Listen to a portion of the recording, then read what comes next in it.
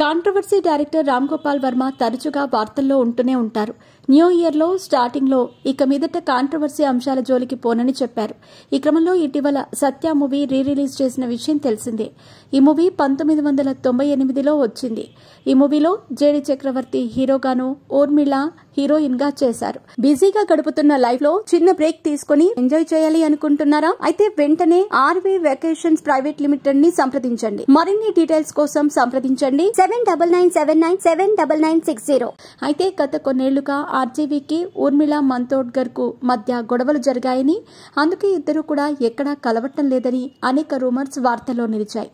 ఈ నేపథ్యంలో తాజాగా ఈవెంట్ లో ఊర్మిళ మంతోడ్కర్ కి దీనిపై మీడియా నుంచి ప్రశ్నలు ఎదురయ్యాయి. దీనిపై నటి ఊర్మిళ స్పందించారు.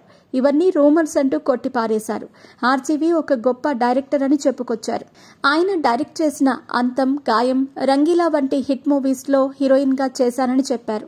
ఆయనతో మూవీస్ లో ఛాన్స్ దొరకటం తన లక్ అని చెప్పారు. ఇలాంటి లేనిపోని రూమర్స్ నమ్మొద్దని కూడా కొట్టిపారేశారు.